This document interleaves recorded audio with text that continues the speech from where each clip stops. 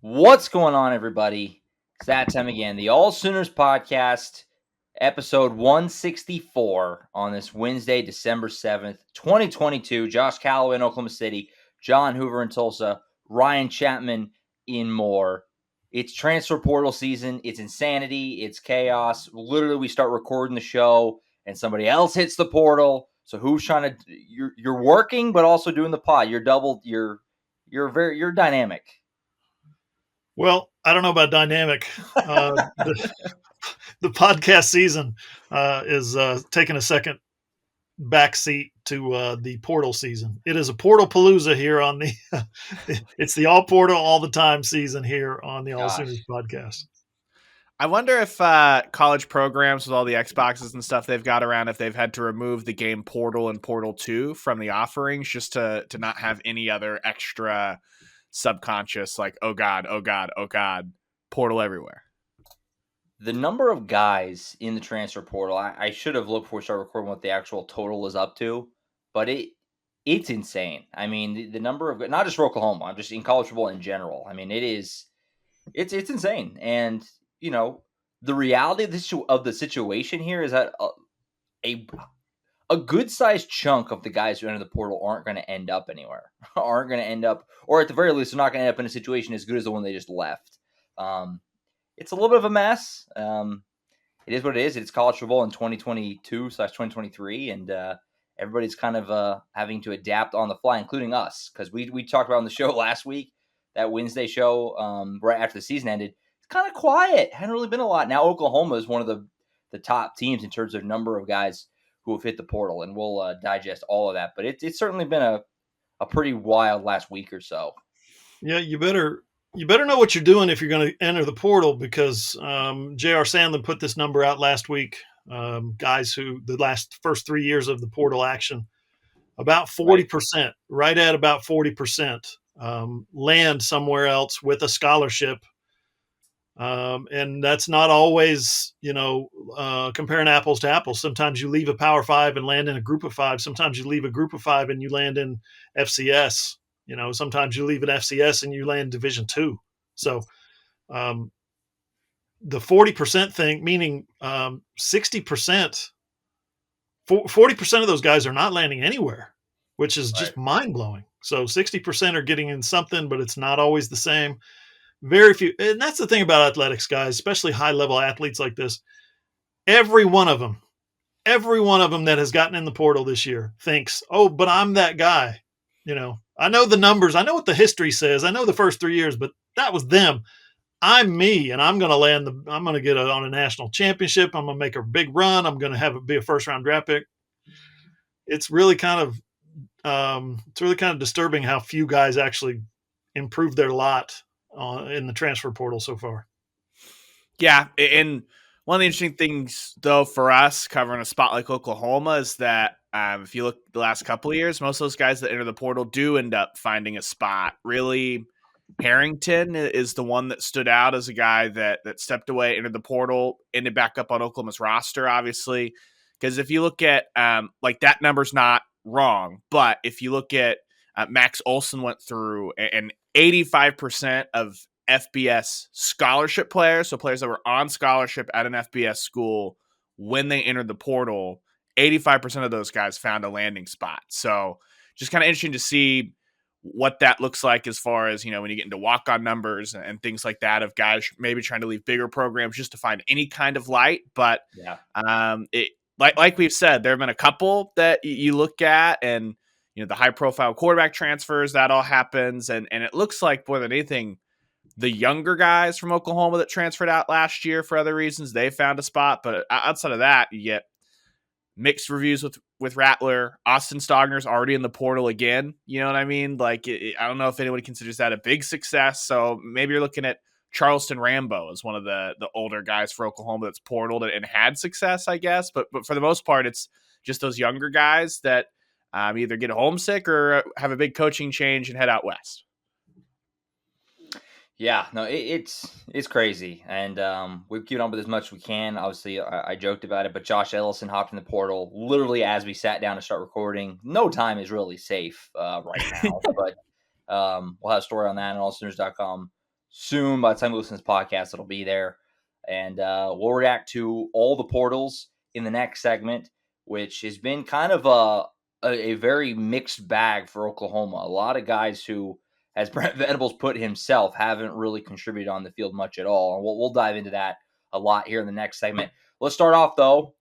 We know our bowl, the Cheez-It Bowl, Oklahoma, Florida State on December 29th. It's a 4:30 Central Time kick, 5:30 for us who actually will be there in Orlando Eastern at Camping World Stadium. The Noles are number 13 in the playoff rankings. They're a good team. They have 9 wins. Oklahoma just 6-6, but they jumped over 3 or I guess maybe even 4, depending on how you look at it, other Big 12 teams to get into the Cheez-It Bowl, which made other Big 12 teams very upset, especially Texas Tech fans who felt like they had a right to be in the Cheez-It Bowl, which they do. I mean, but that's not how it works, as we talked about many times on the show. Cheez-It takes what they want, and they took Oklahoma. So it's going to be the Sooners and the Seminoles for the, I think, 7th time ever. Maybe it's 8th. I think it might be 6-1 OU in the all-time series. I'll check that in a second. In Orlando, Florida, later this month. We're all going to be there making the trip. I mean, this seems like a matchup on paper. We have plenty of time to dive into it, but just initial thoughts. Florida State is good. This is a scary game for Oklahoma, especially with the opt-outs we're going to talk about in just a second. Mm-hmm. Yeah, I don't think Florida State has just a ton of elite NFL talent, but if you look at the all-ACC teams, they put 8 guys on the first 3 teams, first, second, third team, all-ACC. They had 7 other guys who were honorable mention all-ACC. So they've got some talent up and down the roster. Their quarterback, their running back, and their wide receiver are all second-team ACC. It's an incredible dynamic trio that they've got there offensively especially. And then they've got some serious playmakers, NFL-type guys on the defensive line and linebacker, one at safety as well. So they do have a ton of talent. Mike Norvell's done an unbelievable job being patient. And Brent Venables mentioned this on Sunday on the bowl call, the conference call, the Zoom we had with the coaches. He just built it the right way. He's been patient. He hasn't panicked, didn't make a bowl game. Losing record first 2 seasons. They've not made a bowl 3 out of their last 4 years since Jimbo left with the Christmas tree on the curb. Mike Norvell, year 3, they're 9-3. They opened up the season with 4 straight wins. Then they lost 3 in a row in the middle of the season to some pretty good teams. Go back and look at the teams that they lost to. And then since then, they've won 5 in a row. They're going into this thing on an absolute heater. So one of the most streaky teams in the country, you could say, at 9-3. And I'm telling you guys, matchup, especially when you start throwing in portal and depth and opt-outs for guys who are going to the NFL from Oklahoma's roster. So far, Florida State is very minimal. They haven't had any opt-outs so far, and 3 guys have hit the portal. All 3 were kind of rotational guys on the defense, 2 on the line and 1 linebacker. Oklahoma's had guys jumping out of the portal. They're up to 13 now. I think Ellison makes it 13. And of those, not a ton of them are playing a bunch, but there's a bunch of guys who are playing a little bit, bunch of guys who are adding depth. So that's something that doesn't look like a good matchup for Oklahoma on the surface. Yeah, I think the matchup is more made worse by Oklahoma's NFL departures than their transfer portal departures. When you look at Anton Harrison and Wanye Morris, both of those guys not going to give it a go. So Tyler Guyton, we've seen some Tyler Guyton, obviously started the season with them. Wanye Morris didn't make wasn't able to get out there against Texas Tech. So it's not like a total welcome to college football moment. But on the other side, we assume it'll be Jacob Sexton. That's who we've seen in bit part duty for Harrison. Welcome to college football. You're going to have Gerard Verse, who's got 7.5 sacks and all the athleticism you'd want. You've got Peyton on the other side of that defensive line. So it's not just like they can mix and match those guys. And that's going to be tough for Oklahoma, that offensive line, because the tackles have been the strength of that unit. We've talked a ton about guard center guards where you could kind of attack that Oklahoma offensive line. I know, by the way, Andrew Rame, he obviously had that surgery, missed the Texas Tech game. We assume he's just getting ready for the offseason. So for me, that's what I'm looking at. And then on the other side, I mean, Jordan Travis, if you haven't been watching him, the quarterback, he's a ton of fun that Florida State has. And Oklahoma struggled with guys that can move a little bit. Travis can move around a little bit. So you're going to have to stay in those rush lanes. One more big game week of stay in the rush lanes. Can Oklahoma find a way to keep the quarterback in the pocket? Oklahoma fans, if you haven't been tired of that conversation this year already, well, I've got bad news for you. We're going to have it all over again here as we march toward Orlando. Yeah, Florida State, I got as a 7.5-point favorite right now. We'll adjust that as it gets closer. Of course, we'll re-examine that. But this is a game that, Florida State, like I said, they're 13th in the playoff rankings. They lost 3 close competitive games in a row to start October. Wake Forest, NC State, and Clemson. And then after that, they won 5 straight to end their season. Like Hoover said, streaking, one of the hotter teams, lots of positive vibes around that program. And then obviously, I mean, the obvious, the game's in Orlando. It's like a few hours away from Tallahassee. We don't know how many Oklahoma fans are going to travel. Oklahoma fans generally travel pretty well, but they are 6-6. It is Orlando, Florida, right after Christmas. I mean, it's not the most obvious bowl trip for an OU fan. And, Oklahoma historically has owned Florida State. So the Seminoles have an opportunity here and their fans to take over this bowl and to kind of jump on an OU team that's wounded, and is going to be missing some of their best players. So it's dangerous. We'll see what happens when we get there. But early thought was we were thinking they'll play a 6-6 Arkansas. They'll play, somebody like that, somebody pretty manageable. Maybe it was 6-6 Wisconsin in the Guaranteed Rate Bowl, like Oklahoma State is. But no, they end up drawing a top 15 team. The plus side of being Oklahoma, you get into a bowl you didn't deserve. The downside, you're playing a team that you probably should be playing a lesser competition team than you're getting. So we'll see how that shakes out when we get there. What do you guys think of the fact that the Oklahoma did jump so many Big 12 teams? Because that was a thing this week. Texas Tech especially being upset with that. Baylor has certainly been upset with that. They got shafted worse of anybody because they're going to be in the Armed Forces Bowl. They're playing their bowl game in their biggest rival's stadium against Air Force. That's a rough spot to be in if you're Baylor. Do they have a legitimate gripe, or it's just kind of, hey, that's life, that's reality when you're the smaller fish in your conference? Both. They have a legitimate gripe against the Big 12 for not enforcing these suggestions of who's supposed to take who. They have a legitimate gripe, but at the same time, that's the way it is. Oklahoma's got that massive brand, and Oklahoma's got the pedigree and all the bowl appearances and all the history, and everybody who picks a bowl game wants somebody in their bowl game like Oklahoma. That's just the way it is. A lot of people are going to watch this game on TV from Norman and from Oklahoma City and from Dallas, Sooner fans. Not a lot of people are going to go. There's going to be some who live in Florida or live in Georgia, live in that area, who are going to, hey, let's go down and watch the bowl game. That'll be cool. That'll be nice. But I don't think a whole lot of people are traveling from Oklahoma or their homes here in Oklahoma or Texas or whatever to Florida to watch this game. This team's 6-6. They're a hard watch. They are a hard watch. I mean, it's for the fan base. You guys saw the story I did. Was it Monday morning, I think, crowdsourcing what the Sooner Nation expects from this game. Are they going to go? A lot of people are disillusioned right now with this team. One guy actually said, I'm more excited for this year to be over than I am to watch this team play one more game. So that's a little bit. Now, that's one guy, but I think he speaks for a lot of people. I think this season has taken a toll on the fan base. And let me just go down Homer Road here for just a second. Let's remember one thing. Oklahoma was within 1 score in 4 different games. They had an opportunity defensively, especially, to get off the field 4 times with a chance to go win the game, and they couldn't do it either time. So, yeah, they're 6-6 because that's what their record says they are, but they were so close to being 10-2. 10-2. This is incredible. I'm not sitting here saying they're 10-2 and they're going to win this game. They're 6-6 for a reason, but man, they're close on a lot of these games. I know you guys hate that word, but it is what it is. I, for one, am glad that they weren't able to get off the field in Morgantown because I didn't need that thing being extended by 30 more minutes of real time with the conditions and the cold.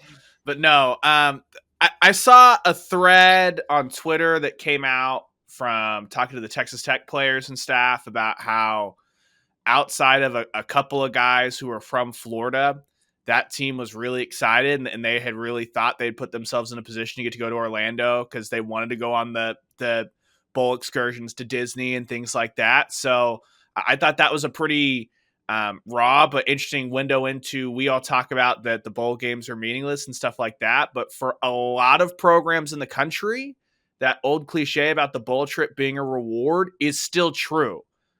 Oklahoma's not one of those programs. Ain't nobody excited on this team to go to Disney when their expectations coming into the season, whether they were grounded in reality or not, are this is supposed to be a team that competes for the college football playoff. So on one hand, yes, I do absolutely understand the gripes and complaints, because why have a bowl order hierarchy if you're not going to try and have some sort of semblance of, hey, the number one team record-wise should probably be the number one team that you pick, and the number two team record-wise should probably be the number two team that you pick.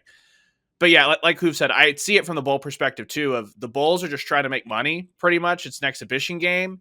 And you know what's going to be really fun for the bowl to do? To dig into the archives and find some footage of the 2000 National Championship game, to turn the clock back to 2011 with Landry Jones going in to Tallahassee and stuff like that. And the fact of the matter is, no one wants to get in the archives for any Baylor games or any Texas Tech games because they haven't been any good across their entire history. That's just college football. Yeah, and I don't know if the bowls are trying to make money so much as they're just trying to keep the lights on. Some of these bowls, some of them, anyway. I don't know if the Cheez-It Bowl qualifies. Got to break even at least. At least break even. At least be able to, give back to the community, which the Florida Citrus Sports is unbelievable at doing that in Orlando and Jacksonville and all those counties in that area. They do a great job. The bowls are great. The bowls are wonderful. The bowls give back to the community. The bowls take a lot of money out of the till, so to speak, and pay the people on the staff and all that stuff. We've seen Death to the BCS. We've read the book. We've seen the movie, right?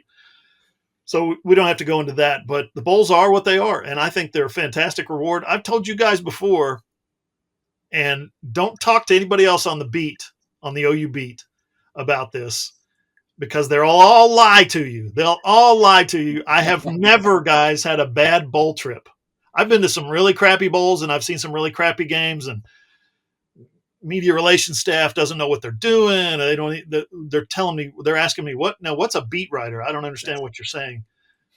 There's been times when I've just been like, what am I doing here? Every bowl I've been to, every bowl since I've been going to bowls since 1997, every one of them has been a good time for me and or my family or the guys and girls that I'm hanging out with in the media corps. So don't believe the hate coming out of San Diego and Orlando. And last time they went to Orlando, guys, I bought a 3-day Disney pass or a Universal Studios pass, rode a bunch of rides on my off days, which there are no off days, of course, but you squeeze it in when you can. I love the bowls. I'll be watching. Me too. Pretty much all of Bowl Mania. I love all the just two crappy teams playing in Mobile, Alabama. Yeah. I love it, and I watch it all. And it is, you referenced the last time they were in Orlando. What a poetic, full circle type of thing that they're back. It's a different name than it was then, but it's the same bowl. And at the last time they were here, 2014, Oklahoma rolled in there and got shellacked by Brent Venables and Clemson, which sparked the Lincoln Riley hiring. It's kind of funny that we sit here. It's almost perfect that they're back in this bowl this season, the first year after Lincoln Riley with Brent Venables back. The Lincoln Riley tenure is bookended on either side with appearances in this bowl, and of course the last time was Brent Venables doing the whooping. Now he's going to be trying to avoid it this time around. It's kind of wild how that all worked out, but we'll see how it shakes out. Like Ryan referenced, we have 4 opt-outs as of now. It could change, I guess, but you would think that if you haven't opted out by now, that you're probably playing. But the 4 we know now are Eric Gray, Anton Harrison, Wanye Morris, and Jalen Redmond. Brent Venables confirmed that those 4 guys will not play. Makes sense. They're all going to the NFL. They're all playing in the Senior Bowl. They all have other things to focus on. Eric Gray, especially, what does he have to gain from risking playing in this game? He had a great season. He laid it all out there. And now he'll look ahead. Same thing for all those guys. So I guess the noteworthy part of it is we still haven't heard. I mean, Marvin Mims and Braden Willis both said they were going to play. They've backed that up. And we don't have any news one way or the other on Dylan Gabriel, who obviously was very weird and non-committal after the Texas Tech game. He did pump his, a clothing line-ish day, scared everybody for about 30 seconds because he just put out that big, long statement but it was actually just pumping his line there. But yeah, those 4 guys are opting out. Obviously, all very noteworthy, and we'll see how Oklahoma can try to make up for them being gone. Yeah, consider for a second, you guys, that they're losing their right tackle, they're losing their left tackle, and they're losing their starting running back. That's kind of what the Oklahoma offense was. That's the one thing you could count on was semi-quality pass blocking from your edge guys.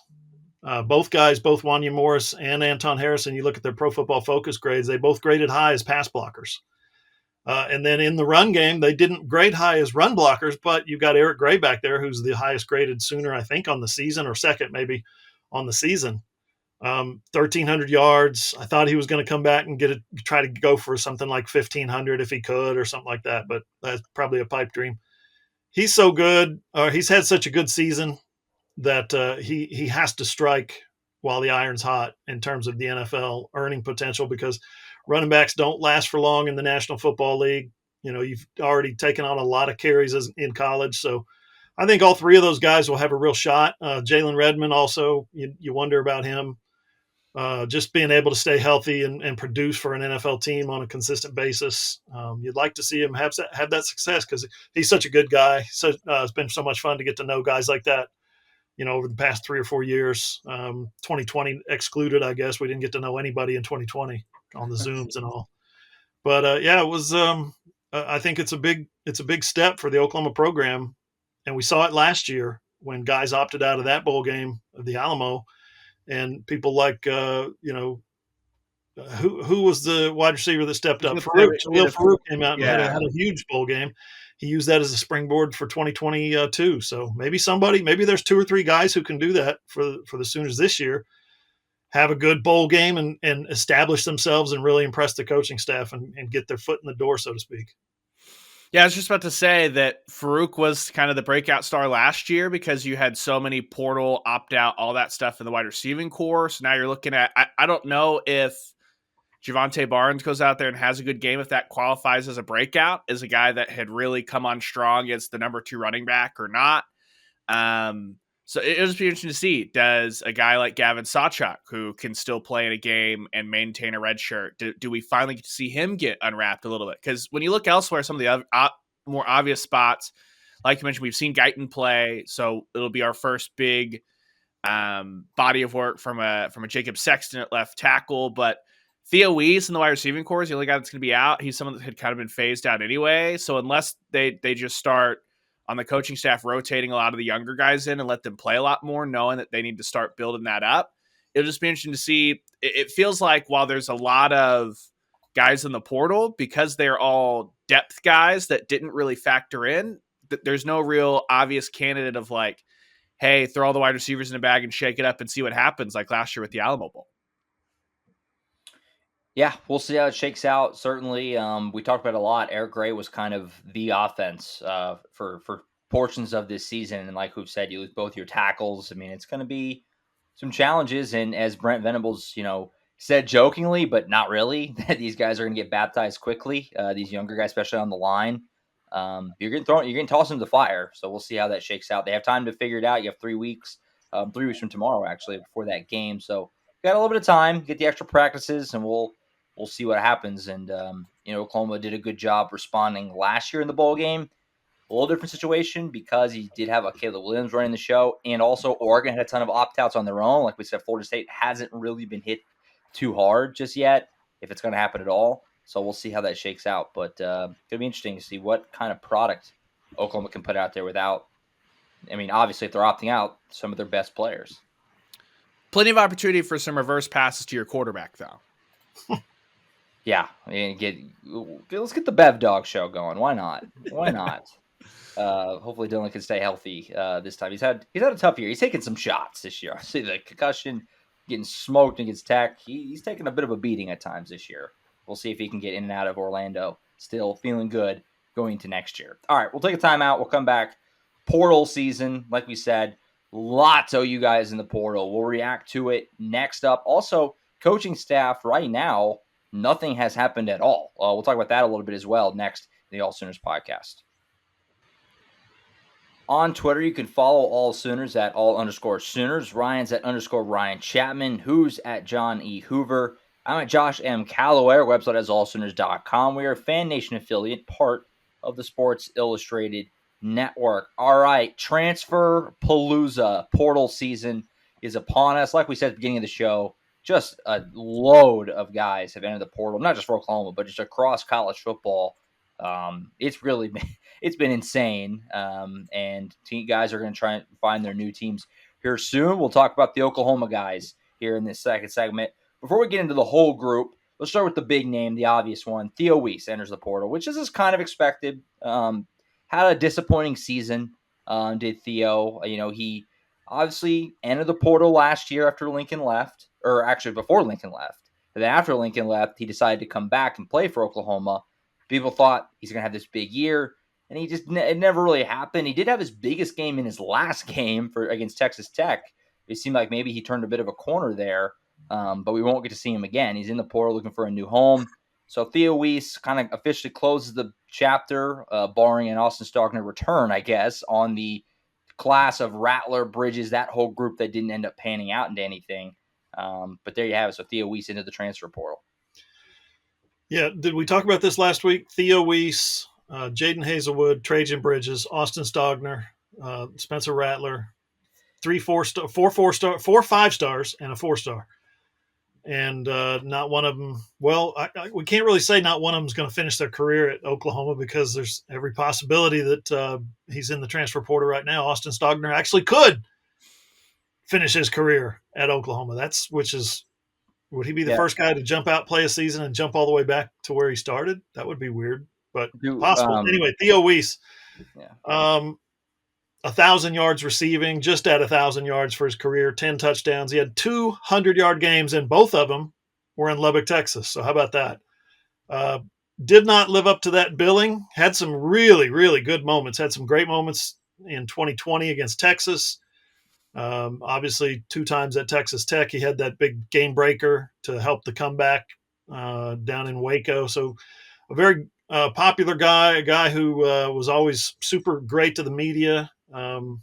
It's just unfortunate that, he had that basically a year and a half he missed with injury from the foot / ankle / bone / whatever that was.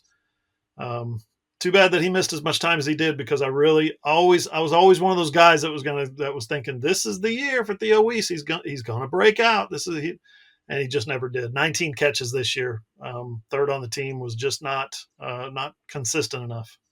Yeah, not unexpected, which we kind of talked about before, but he's a guy that after Texas, really, it seemed like Oklahoma settled in very much to just a Farouk, Drake Stoops, Marvin Mims is their wide receivers, and then that let them get Braden Willis on the field, Eric Gray, all that stuff. And so not a ton of opportunity there for him. I think also just by way of Drake Stoops was open more this year than he got the football. Theo Weiss was open more this year when he was on the field than he got the football. And I think that's just a con of Dylan Gabriel not really exploiting over the middle of the field. So whether that's a scheme thing, whether that's just Dylan Gabriel short and struggled to see that, whatever that was, it just didn't work out for him. And as a result, you saw the ball get funneled to the perimeter, which allowed Marvin Mims and Jalil Farouk to have the seasons that they had. So for Theo Weiss, a guy that it's pretty clear,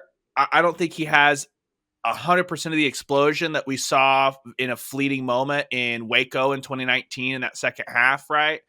But he's shown that he can still go out there and, like against Texas Tech, that he was schemed up to be wide open, able to catch the football, all that stuff. So I'm fascinated to see just for Theo what his next step looks like, because a little bit of change of scenery probably would do wonders for him, just because I'm not sure that his skill set's going to be best used next year in this offense with the same quarterback anyway. Yeah, so Theo Weiss, like we talked about last week, he was reported to be in the portal, hadn't officially announced it. There was some kind of confusion because he went on with Eichert and Lehman, kind of said he was undecided still, but then he did come out early this week and confirm he is going to the portal. So we'll see where he winds up in due time. Also, we'll let you know on AllSooners.com whenever he makes his announcement. Also, last week we talked about Jordan Mukes being to the portal. So Mukes joins Weiss last week. In addition to here's this hodgepodge list of guys who are currently in the portal for Oklahoma: Joshua Eaton, Kendall Dennis, Alton Tarver, quarterbacks Ralph Rucker and Nick Evers, Bryson Washington, Bray Walker, Clayton Smith, Brian Darby, Cedric Roberts, and then today, Josh Ellison. I think that's everybody. Like I said, a very hodgepodge group. Who, your question to Brent created one of the funnier things Brent said all year, where he just flatly said these guys didn't contribute on the field in any way, I think was how he phrased it. And he's not wrong. I mean, outside of Theo Weiss, who was a receiver who had moments this year and obviously had lots of talent and all the stuff we just said, this is a big group of guys who was – you're trimming the fat a little bit here for Oklahoma. These are a lot of guys who are not probably ever going to see the field for you. At least that's how it feels for me. Is that how it feels for you guys? 100%, especially when Brent couches or introduces his answer with and I think he answered it to a previous question with hey, we had our exit interviews, right? And basically I talked to every one of these guys. I'm excited about the guys who are not jumping in the portal, the guys who are going to get on that plane on December, whatever, 25th, 26th, and go to Orlando. He's excited about those guys. And so I asked him, how do you replace that depth, those guys, those practice guys that have been with, a lot of them have been with the program for 1 year, 2 years, some of them 3 years, 4 years, some of them, one of them, two of them, I think 5 years. These are guys that are looking for opportunities. These are guys that are looking for playing time somewhere. They may or may not get it, but at least they're giving it a shot. You got to admire that. Some young guys that are surprising, I think, that didn't really play this year. For instance, Jordan Mukes is a guy that when we looked at his snap count for the year, he got one snap and it was on special teams. I was like, what? What? Is that right? So, yeah, I mean, a young guy that in his second year with the team, first year with the new head coaching staff, just never found a niche, just never found a place to use his talents. I don't know if it was a scholastic thing where how fast can you pick up the new play calls and the new defense, the new scheme, the new system. Don't know. We don't know, but guys are jumping in the portal because it's just looks like a better situation for them than being at Oklahoma and not playing. Yeah, we talked a lot last offseason about it was no secret. Everyone knows that the scheme that Alex Grinch wanted to run and the guys that he intentionally recruited, the undersized guys, all that stuff, is not what Brent Venables wants to run, right? And so I think that with a lot of this, you're seeing, okay, here are the guys in the secondary that they may have had the height and speed that Alex Grinch required when he was recruiting guys.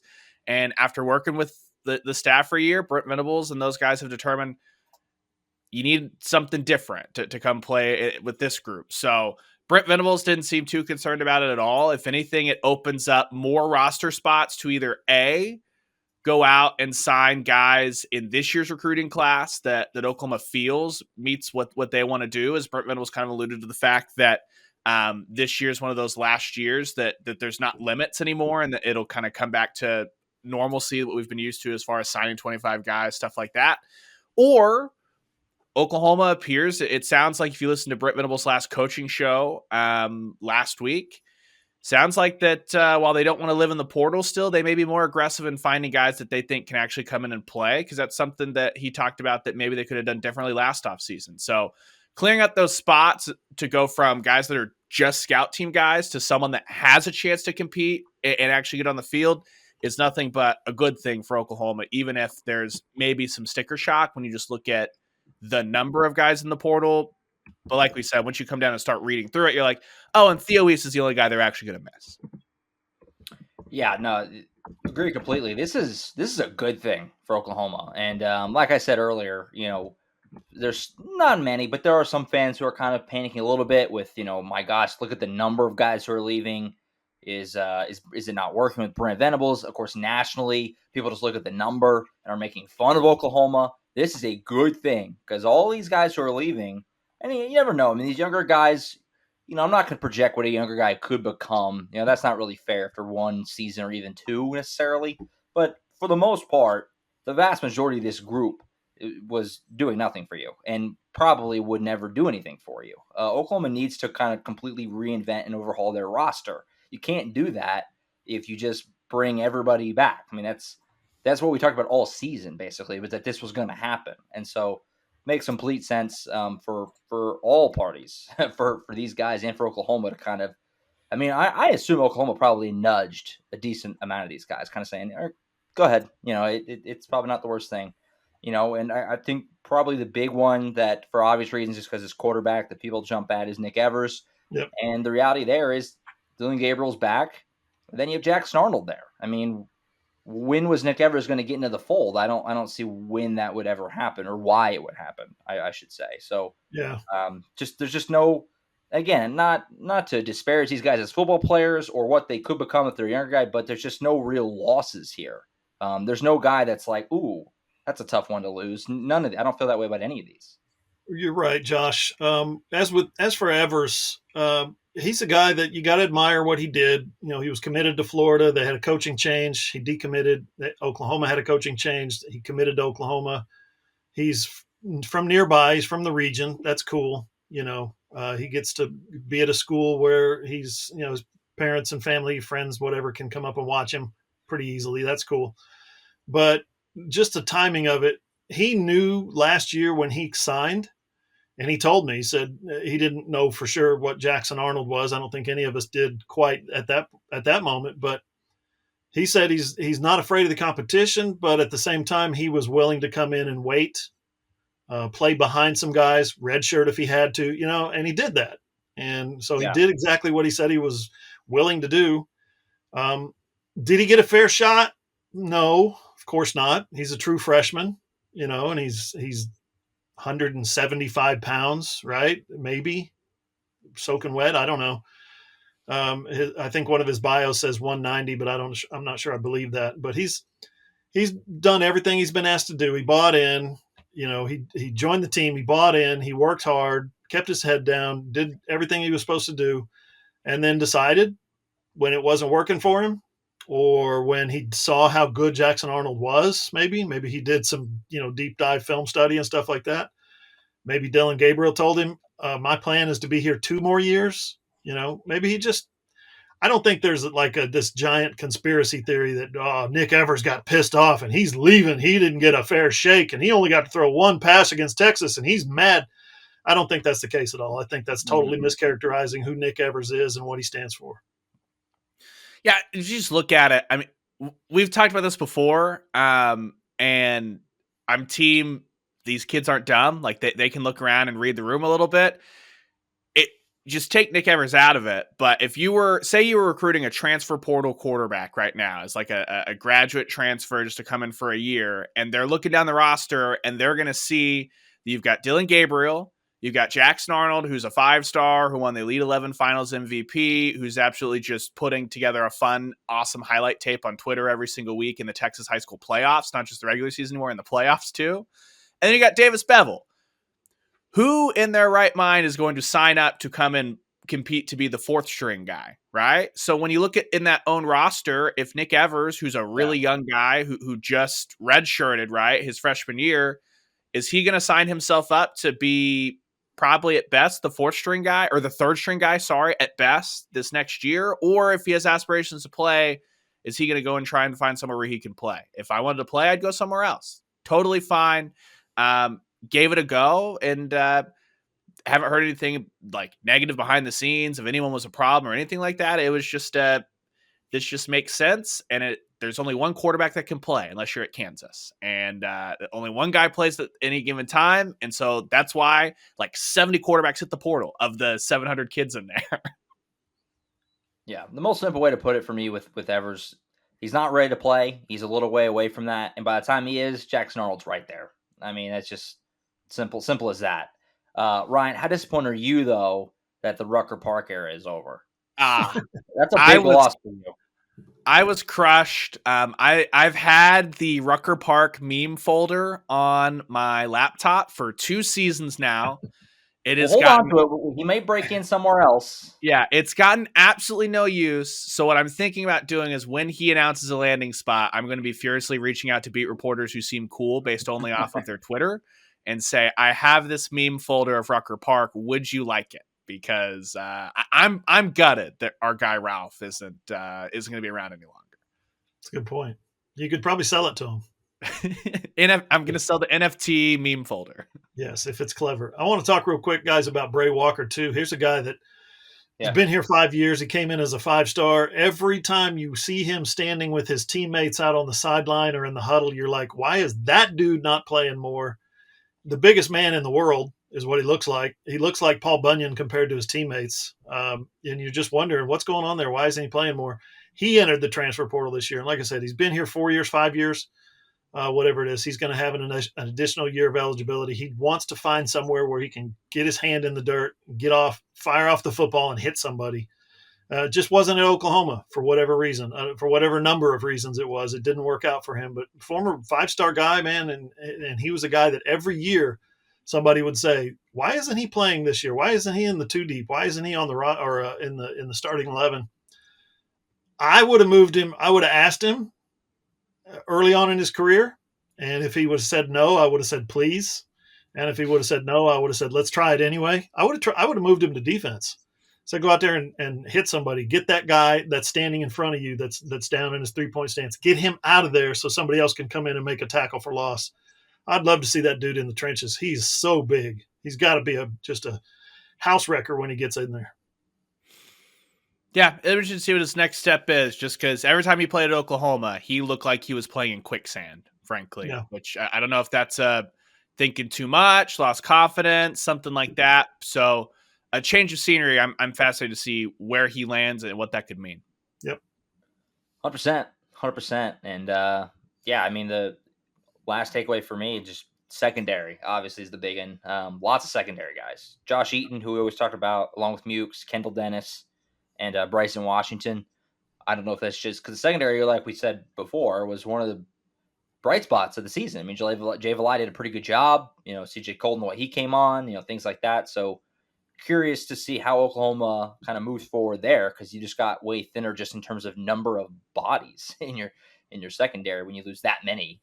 We'll see how they approach that if they look to add in the transfer portal in that area. I'm sure they will here in the next couple of weeks or so. And we'll let you know, obviously, keep up with AllSooners.com to find out where all these guys go, where they'll land, where the new team is, and then who Oklahoma brings in. They're already in the mix for some pretty big fish. So whenever we find out, we'll let you guys know, AllSooners.com. Expect it's been all negative so far pretty much for Oklahoma. The positive is coming, though. The additions will be on the way very, very soon. Last thing in this segment before we turn over to the final segment to get to some NFL stuff and basketball and other things. Are you guys surprised there's been nothing on the coaching front? I mean, it's been really quiet and nothing reported. Obviously, nothing has been officially announced by the team. Obviously, the biggest speculation of all was, would Ted Roof be retained or not? As of now, he's out recruiting. He's back. Wide receivers coach, are they going to hire one? Are they going to keep with Damian Washington? Same thing. He's out recruiting, seeming to be that guy. Are you as surprised that they haven't done anything yet? Or do you think that after the bowl, maybe we'll see some stuff? It's kind of, I honestly thought we'd have some movement on that front by now, and it hasn't happened. Yeah. No, I'm not surprised, and we won't have any movement until after the bowl game. There may be some movement. I expect there will be some minimal stuff happen on the coaching staff, but it won't be until after the bowl. They're going to try and. That's my guess anyway. I don't have not sitting here breaking any news or anything, but I do think it'll be after the bowl game. Brent wants kind of that bowl game to be the clean break from the previous season. So all you Levy haters and Roof haters and all that, you're going to have to wait until after December 29th. For me, at the very least, get through early signing day was more of my thing. If this is the staff that's been working on all these recruits all season long, it's a huge gamble to do anything with your staffing before signing day. And then if you just think about like the one that they absolutely have to fill, frankly, the Ted Roof conversation, whatever way it goes, I'm not sure it's a healthy conversation right now, but like the wide receiver coach, okay, LaDainian Washington on staff right now as the interim. At the very least, they're going to want to interview Malcolm Kelly, and that's not going to happen until after the college football playoff is done. So I don't expect movement on that. Even if they say, you know what, Washington, you're our guy, we're going to promote you to do the interviews and to do the due diligence and all that stuff. for a wide receiver coach, that's going to happen after the college football playoff, even to do the interview process. It's a good point. It's a good point. So yeah, we'll see how that Yep. shakes out. It does seem like who said that. Certainly at this point, if they haven't done anything now, nothing's been announced. I don't know why it would happen before the bowl now. At the very least. So we'll keep an eye on that in due time. I agree with Ryan too that it's all based on recruiting. Ted Roof's been recruiting these guys. They're not going to send him packing or demote him or whatever, and until all those dudes are signed on December 21st. Quick question: did we talk about Jacob Lacey on the last podcast? We did. Yeah. Okay. So when you said the reason I ask is when you said it's pretty much all negative, there was a positive one, and the Stogner thing may yet happen. Not reporting anything just yet, but there's some. You're right. There's some positives coming in the portal situation. You guys expect anybody else to opt out? At this point, no. I mean, I guess if there's another, we did just get Ellison today. You know what I mean? That hit the portal, but it feels like those exit meetings have happened, like Brent Venables said. So I imagine the process for a lot of those players is talk to your family, talk to your circle about what you want, go into that exit meeting, and then you come back and have a second conversation of either, yes, what I was feeling was reinforced by the coaching staff, or maybe they said this and that, and you have a little bit of time. But that's why I think the portal window was offset that extra week to get through conference championship week, so that everyone that's not planned for one can have those conversations. And by now, I feel like most of those decisions are made. It's just a matter of how do you want to announce it. Yeah, and the NFL deadline's not till January 17th. They don't have to decide if they're leaving next year until December 17th. January 17th. But in terms of bowl opt-outs, I guess the Senior Bowl could come back and if guys haven't accepted the invitation or if somebody's hurt, maybe they come back and kind of backfill the situation where they ask one more player and he opts out of the bowl game at the last minute. That's always a consideration. It's always still on the table, I think. For sure. I mean, you would think, before the bowl, I would have said, or before the season finale, I should say, I would have thought for sure Marvin Mims is going to opt out. But, he said he wasn't going to. And, there's been some whispers of maybe him considering coming back to Oklahoma. That would really surprise me. But we'll see. That's the biggest one for me as far as interest is Marvin Mims going to be. Because if he did, that's a huge win for Oklahoma, obviously. Massive. I don't expect it, but we'll see. And then as far as portals, hard to say. The obvious one to me would maybe be Jaden Gibson, because if you guys remember that Nick Evers and Jaden Gibson were kind of looked at as a package deal whenever they committed. Now, that doesn't always translate. Obviously, Jaleel Farouk didn't follow Caleb Williams' USC, but you would think there would at least be possible. So I don't know. That's one that I'm keeping an eye on as far as the portals go, but we'll see. Like we said, no huge names other than Theo Weiss so far for Oklahoma. We'll see if they can keep it that way before the bowl comes around. All right, we'll take a timeout. We'll come back. We'll dive into Baker Mayfield has a new team. We'll talk about that a little bit, who likes it, and we'll also get some basketball talk in there as well. Both teams picking up wins the last couple of days. We'll talk about that next here to wrap up the AllSooners Podcast. Final segment of the AllSooners Podcast, episode 164, sending you your way. We're going to get to Baker in a minute. Hooves chomping at the bit. He changed to the rank hat and everything. We'll get to that in just a second. First, we'll talk about OU legacy. Kason Calamus commits to Oklahoma, son of Rocky. He's going to be a PWO pickup for Oklahoma. I put together a high school tape of him out there in Tennessee. He's one of those guys who just kind of does everything in high school. They give him the ball. He plays back. He sacks the quarterback. He intercepts passes. He'll go catch a deep ball, like a go route. He's just one of those do everything guys in high school. This is cool, just from even removing what he actually does at Oklahoma. Just cool to anytime you get the son of a great Oklahoma player come in. Obviously, who Rocky a lot better than Ryan and I ever will. Gotta be kind of cool, for you as well. The fact that you're gonna cover Kason Calamus here in the near future too. Just shows how old I've gotten. Covering two generations of college football players now. Kason is not like his dad. His dad is 6'4", 6'3", maybe played at 225 to 235, 240 sometimes. His dad was just a wrecking machine out there on the field. Kaysen is 5'11", 192, according to his bio. Plays, like you said, all over the field. But just watch him. Watch his highlights. He is a baller. He plays everywhere, and he does everything, and he does it all at a high level. So who knows where he's gonna end up playing, what position.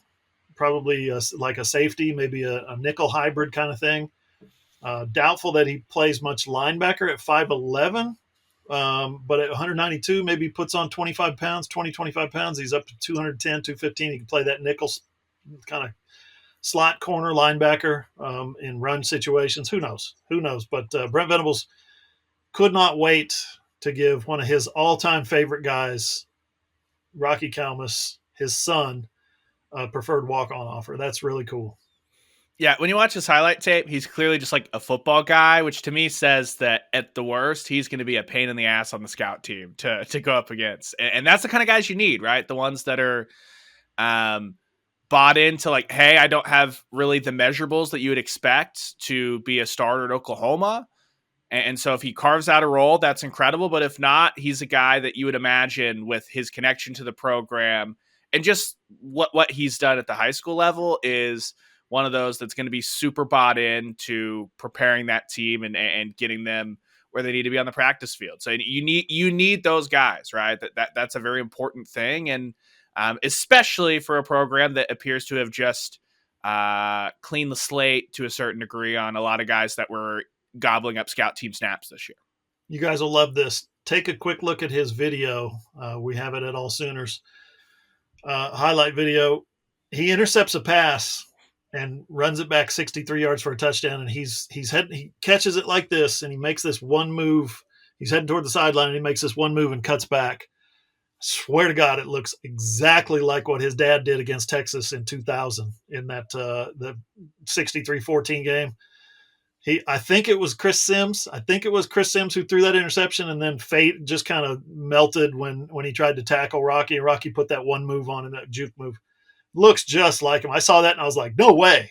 It jumped out at me. It was how similar it was. But yeah, man, I'm sure that Rocky, he posted on Twitter, and I don't think Rocky posts on Twitter very much at all, you guys, but he posted on Twitter how proud he was of his son and how happy he was getting a shot at his old school.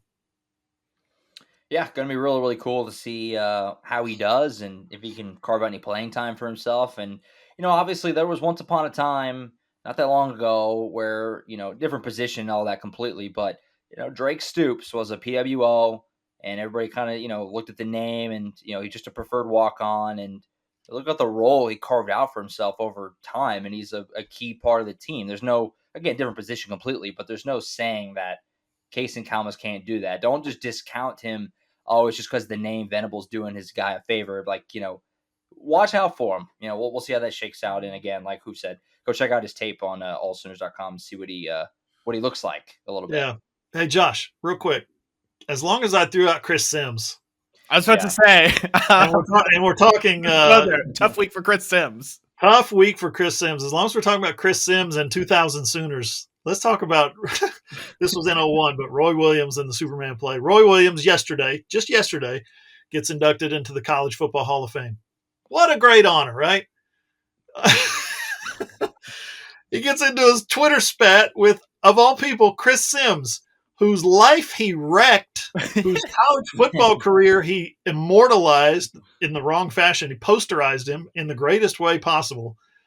Him and Chris Sims get into a spat on Twitter, and it was glorious. Chris Sims comes out with, what did he say? I led the Big 12 Conference in passer efficiency rating 2 years in a row, and I didn't eat my way out of the NFL. What did you just say? To Roy Williams, you said that? Oh my! And Roy, of course, took a flamethrower to him.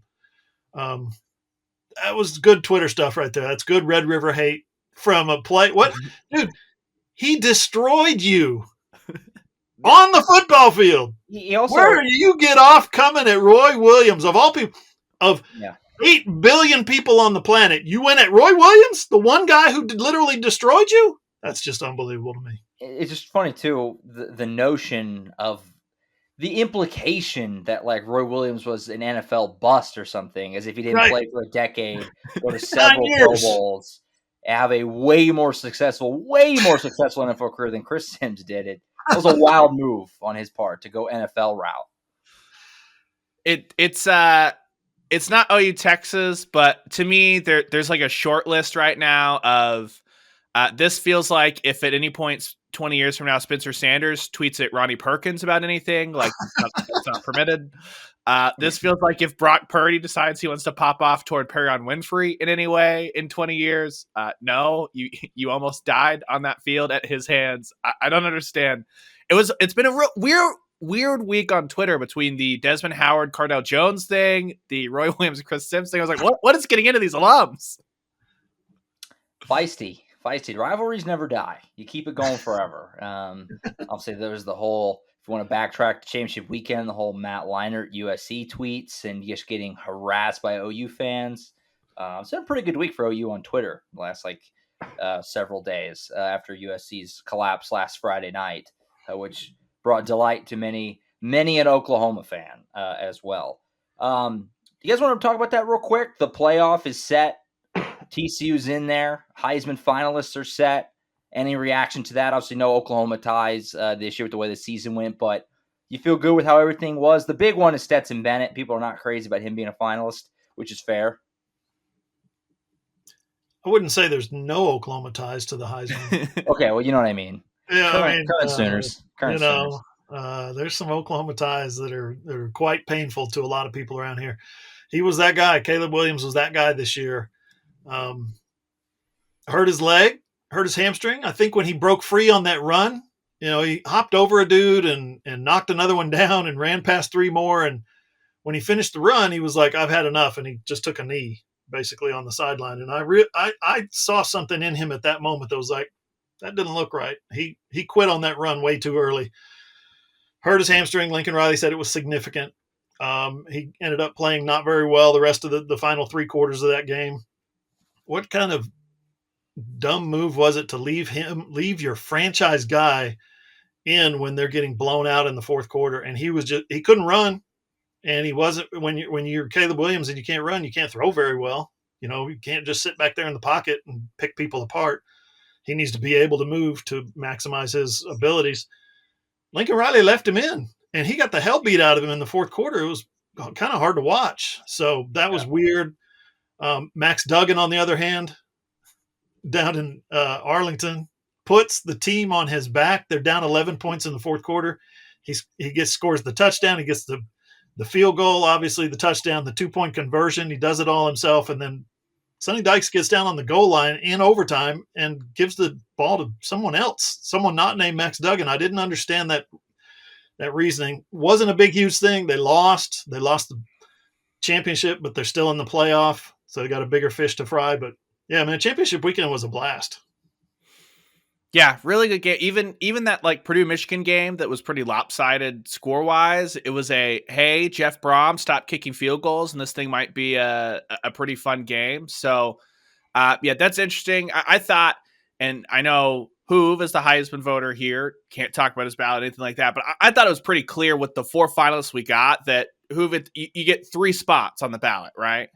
Yeah, so to me that was pretty clear that a lot of people are voting in whatever order they want, Caleb Williams and Max Duggan 1 and 2, and that it's pretty wide open behind that, which is why I think that in Big Ten country, CJ Stroud probably got a lot of love. Around the SEC in the South, Stetson Bennett probably got a lot of love, and the finalists are determined by kind of just that natural break in the points and the voting, and I think that just kind of showed you that there is still regional disagreement, but I think everyone was pretty on board with the top 2, and there weren't really 3 or 4 great Heisman candidates when you think of what Heisman moments, things like that have kind of dictated the narrative over the last decade. Because a lot of the guys like Blake Corum, running back in Michigan, incredible year, but misses the most important part of the year due to an injury, not his fault, right?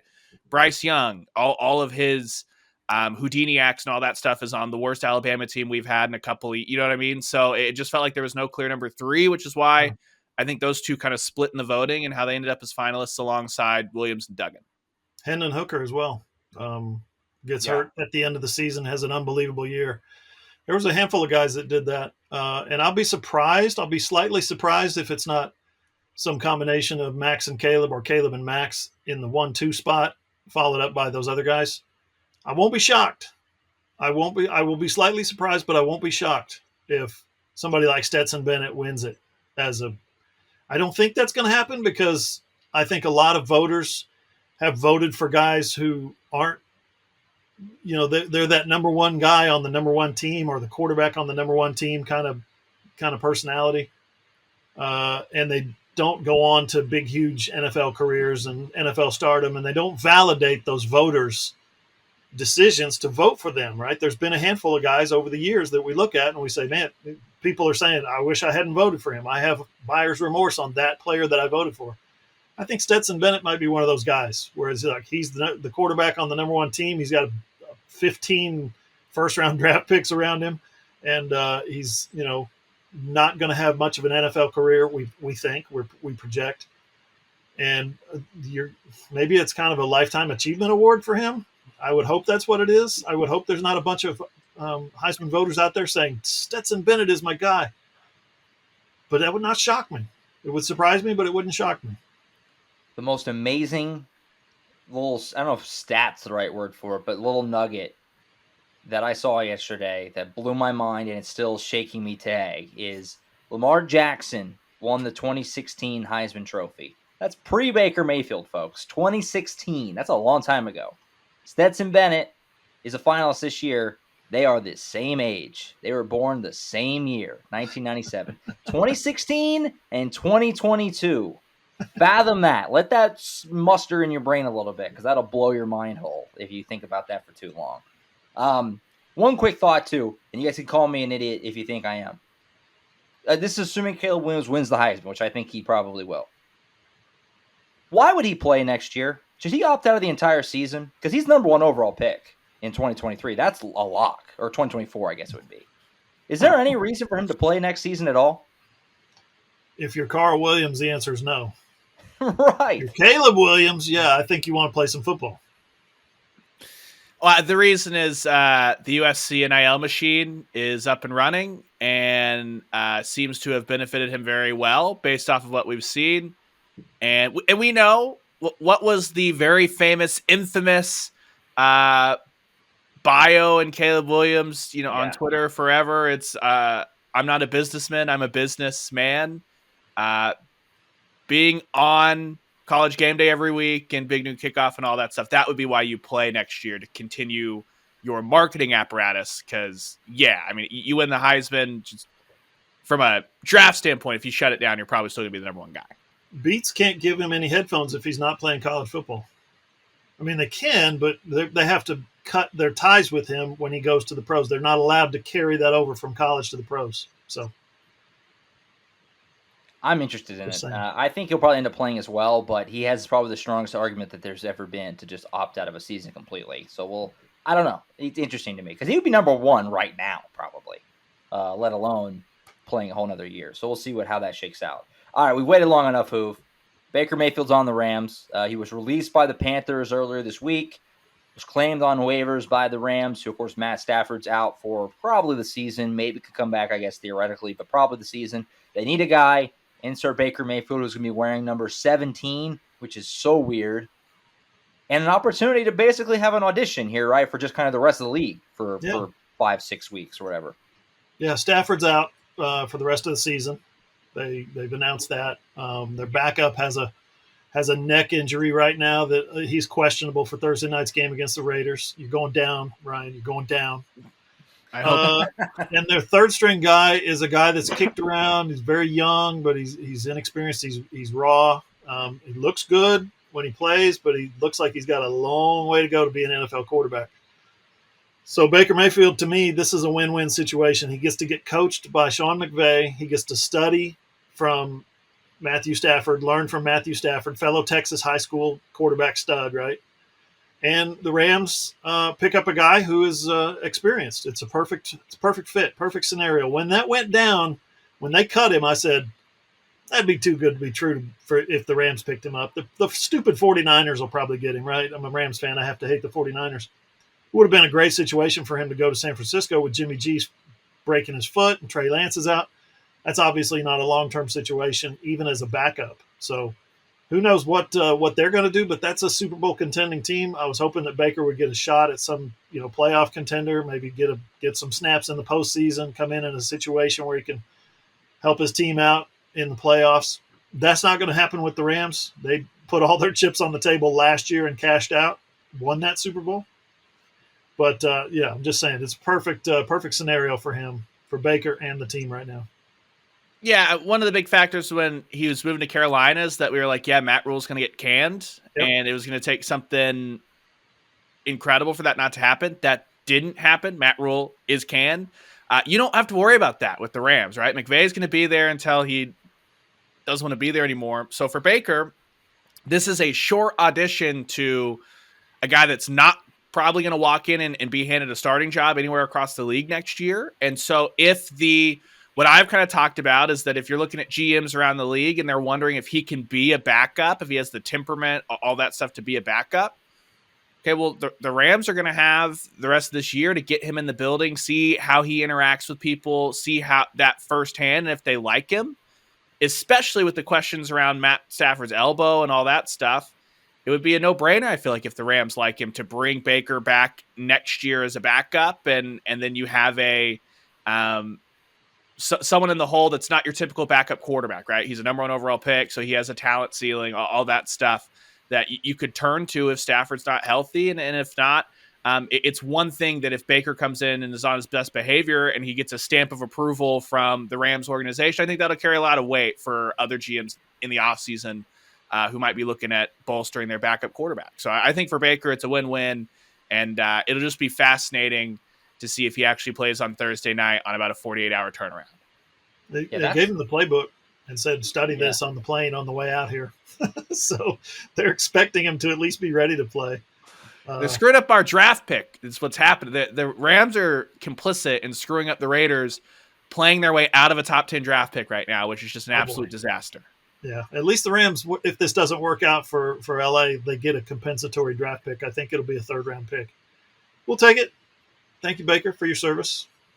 Yeah, it's amazing to me that he was picked up on Tuesday and my turn and playing on Thursday. That is outrageous. So we'll see if that sounds like it's going to happen, and it certainly adds.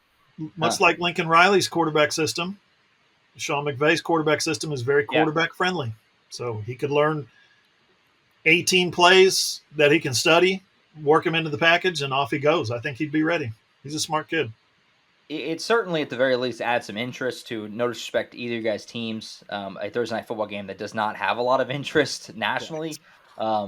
Certainly adds some spice to it, and it's definitely a win-win for Baker. I mean, sitting on the bench and rotting in Carolina was not going to do you any good. So, I mean, the fact that he got an opportunity to go actually start football games, even if it's just a handful here, 4 or 5, whatever the Rams have left, try to prove yourself, look good, be like, hey, look what happens when I have a real head coach and I have some real players, I can still be a good quarterback.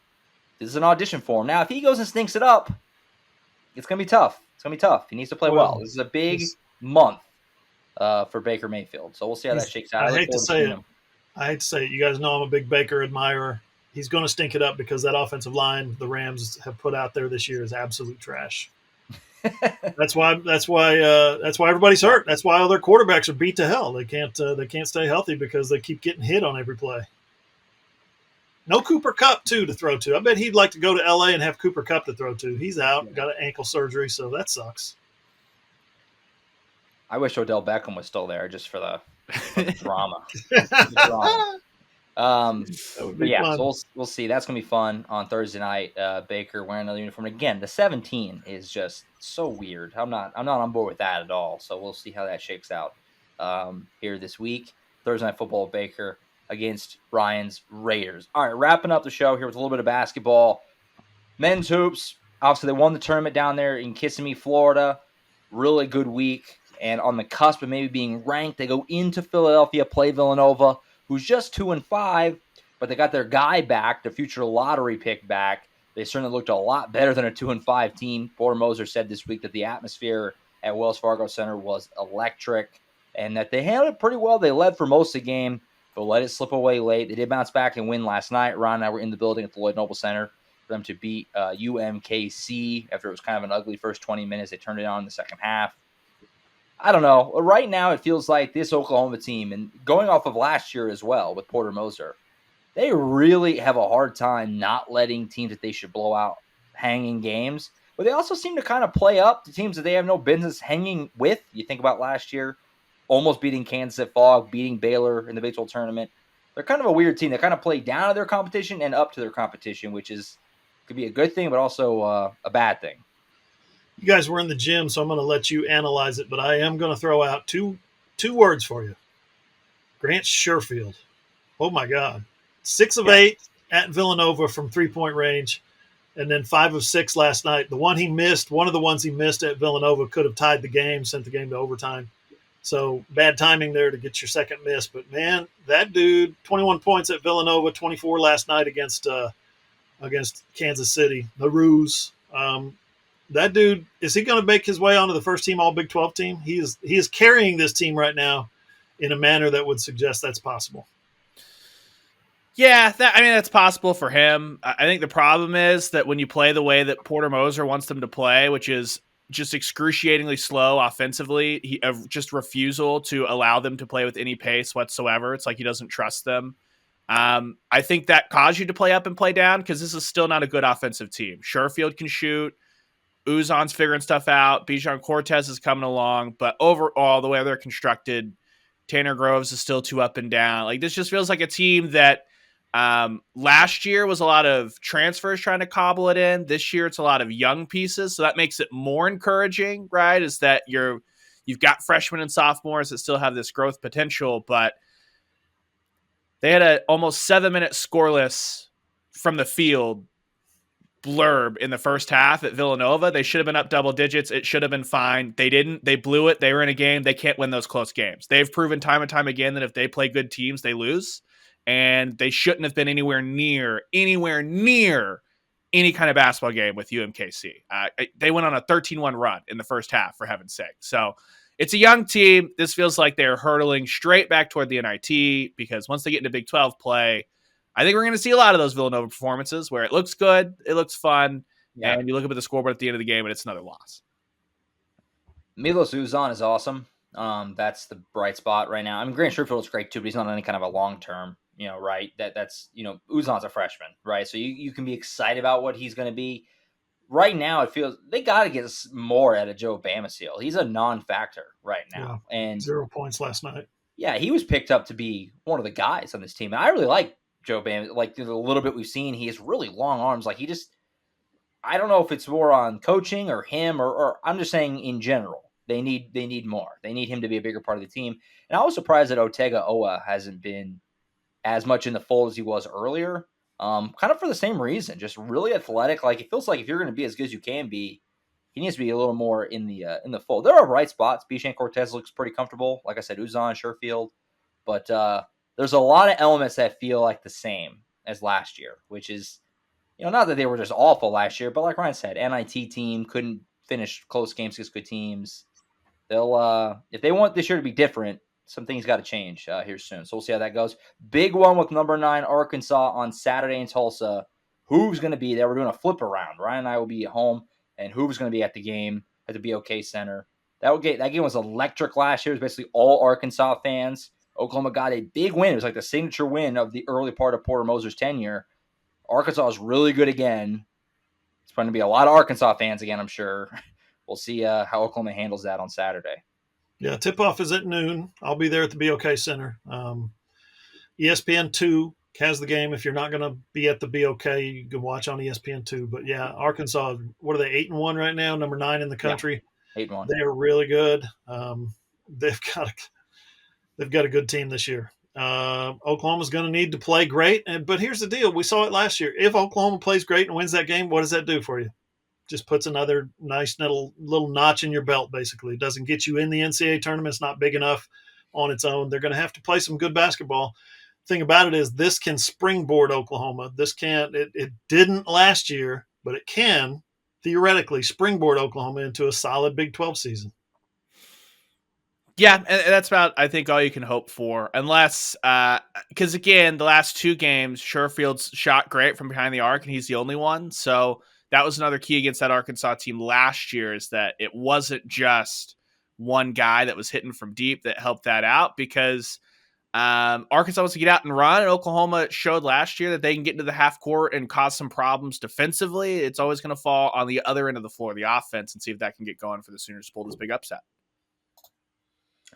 Wrapping up here with some women's basketball on the way out. They won their fourth straight game on Sunday, beat Ole Miss by 10 points. Ole Miss pretty good. They only had one loss coming in. So that's a nice home win for the Sooners. They got back into the top 25. They should have never fallen out. I said that last week.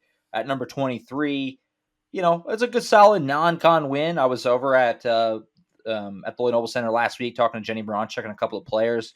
They all kind of admitted, this is an opportunity to kind of, I think Nevaeh Tot said, get our swagger back a little bit if we can go play well and beat Ole Miss, and they did. So we'll see if that springboards them. They have some very winnable games the next two Sundays. They should be 9-1 going into a big game with Florida at the end of the month. But Jenny Bronchek's team doing some good things. They got to prove it against good teams and prove it consistently. But so far so good. It's a weird schedule, isn't it? Sunday against Robert Morris, Sunday against Southern. And then the following Wednesday, December 21st, they play Florida out in Charlotte in the Jumpman Invitational. So the men do too. Same day. Yeah, big opportunity for the men and the women, but certainly the women, because Big 12 play starts 10 days after that, and the Big 12 is not going to be any easier this year. Yeah, they need that swagger back, though, because just kind of you look through it. Texas has not been what anyone thought they were going to be. They're sitting at 4-4 right now. Baylor's already dropped a couple of non-conference games there as well. And so while I expect those two teams to get rounded into shape by the time Big 12 play rolls around, Kansas is the great unbeaten team right now, who Oklahoma just coolly dispatched of in last year's Big 12 tournament. So I do think getting that confidence back is huge, just because no one's expecting this team to be a juggernaut, go unbeaten, anything like that. But when you get beat the way you got beat against Utah, when it's the exact same team, I could definitely see oh God, here we go again, flashback to Baylor in the Big 12 tournament and Notre Dame in the NCAA tournament. So the more distance you can put from that, I think it's just good for the team's confidence, because there's situations where they weren't hitting early and then they shot themselves out of the game, but that can still kind of ding on your psyche when you're hanging 40-plus point losses. For sure. And like I said, they're back Sunday at home against Robert Morris and then Southern. So probably a couple of handy wins the next couple of Sundays, you would hope. Recommend people pay attention to that team. They're a lot of fun, and they're going to be in the mix. Should be a tournament team this year, you would assume. So that'll be coming up on Sunday and then the following Sunday as well. So that's it for us. This is a packed show. We had a lot to get through, and I think we hit most of it. We'll be back next Sunday, reacting to whatever else happens in the transfer portal before then. I'm sure more will occur in the next 7 days. And also we'll continue over the course of the month to set the scene for the Cheez-It Bowl, which we're going to be making the trip down there for. Looking forward to it. AllSooners is hitting Orlando, hitting Disney for the weekend, and it's going to be an adventure. Hopefully the weather's nice for us down there in Orlando. So that's it for us. Thank you so much for listening. As always, again, we'll be back next Wednesday, wrapping up whatever else happens in Oklahoma country. You can catch that show on iTunes, Spotify, Google, iHeartRadio. You get your podcast. If you have an Amazon-enabled device, just say, Alexa, play the AllSooners podcast. Also post on our website, allsooners.com. Click on the playlist on your phone, your tablet, or your computer. That's it for now. For Ryan Chapman and John Hoover, I'm Josh Callaway. We'll catch you guys next time.